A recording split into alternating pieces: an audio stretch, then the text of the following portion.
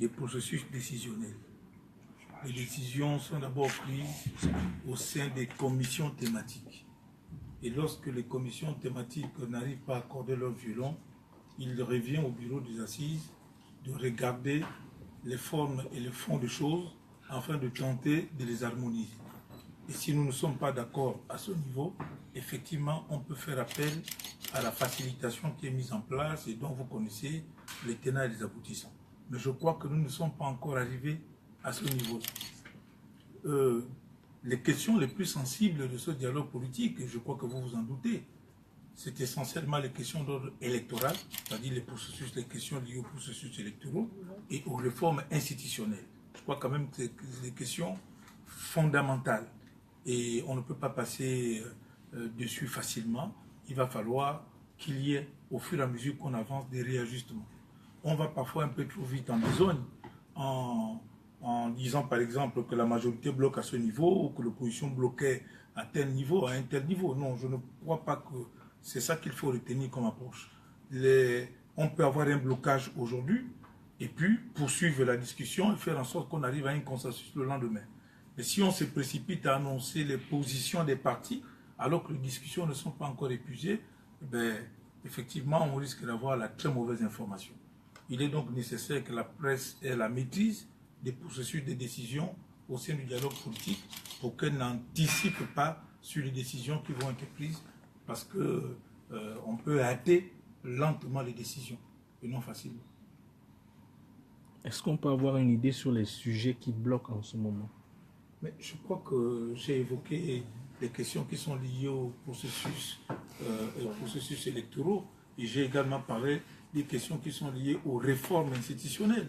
Et si vous voulez qu'on aille dans les détails, mais ce sont des problèmes qui sont déjà inscrits dans l'agenda même du dialogue, dont les documents sont suffisamment connus. Les questions qui sont liées aux processus électoraux, c'est la mise en place, par exemple, des organes qui dirigent les élections. Les discussions de fond interviennent à ce niveau-là.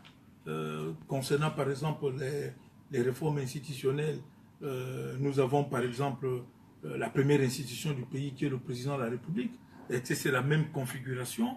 Est-ce que cela appelle une révision de la Constitution sur les problèmes liés au mandat? Est-ce que c'est vers un septennat? Est-ce que c'est vers un quinquennat? Voilà un peu le type de questions qui se posent aujourd'hui concernant les réformes. Il y a la grande question des organes qui accompagnent la démocratisation du pays, le Conseil national de la communication.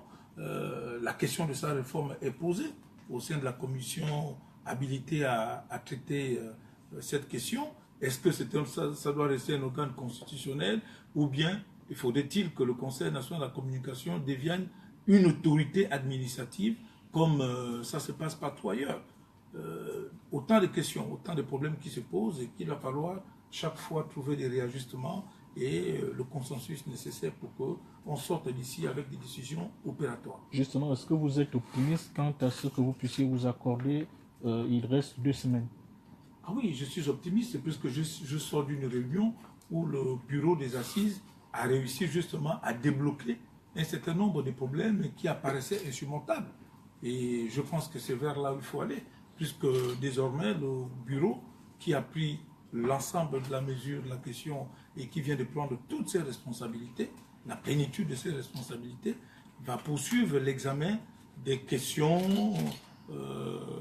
demain, après-demain et même par la suite, jusqu'à ce que le bureau ait une vue large sur tous les problèmes qui ont empêché jusqu'à présent aux différentes commissions d'avancer sérieusement sur le travail.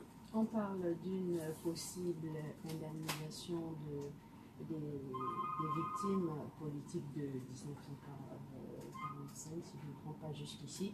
Qu'en est-il exactement de cette indemnisation? Bon, je crois qu'il n'y aura pas de position maximaliste.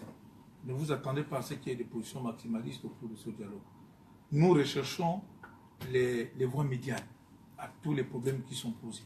Il faut rechercher les voies médianes. Et la voie médiane, c'est quoi? Si l'opposition dit, par exemple, qu'il faut remonter la mémoire, faire ce qu'on appelle le devoir d'inventaire, qui partirait de 1946 jusqu'aux derniers événements de 2016, il peut arriver que la majorité conviennent, par exemple, qu'on ne commence qu'à partir des années 90. Donc, il ne faudrait pas que chaque camp soit dans une position maximaliste. Et je pense que, raisonnablement, on ira vers une datation ou une périodicité qui devrait convenir à toutes les parties. Mais on ne restera pas sur des positions de départ. Ce qui n'est pas normal et qui n'apporte rien du tout. Merci. Merci.